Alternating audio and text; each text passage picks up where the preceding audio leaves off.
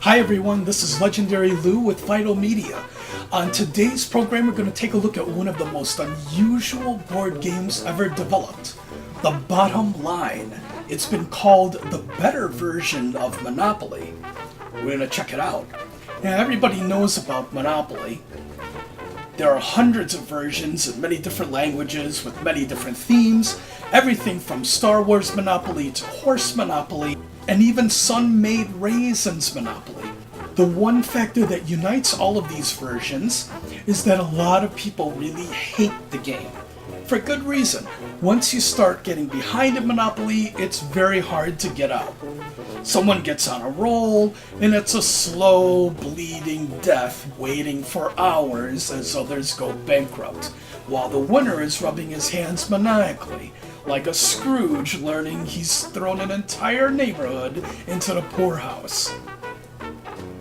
In The Bottom Line, all players start out with $1 million cash, $2 million in debt, and 2,000 ounces of gold bullion.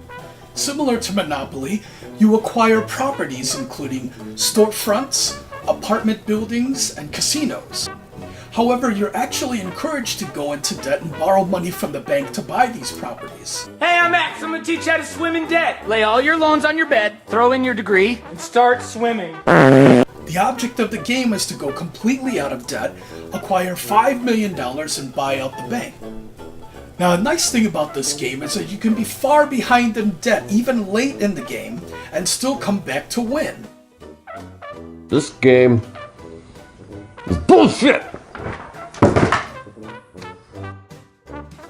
Now, here's the thing about The Bottom Line that's so unusual. It was actually developed by a man serving a prison sentence for bank fraud. The prisoner's name was Trevor Pepperell. He started the scheme in the 1960s, which had him with as much as $21 million running through different accounts in the same bank. The accounts were all fake, and he wound up in jail. But rather than write an autobiography telling about his exploits, he decided to design them in a series of board games. The Bottom Line was to be the first of 9 board games reflecting his life of crime.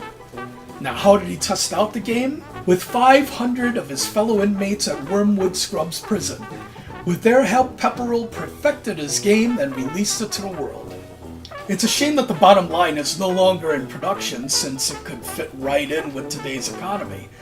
Lots of people in debt, a way to burst out of it and buy back the bank, instead of maybe buying lottery tickets.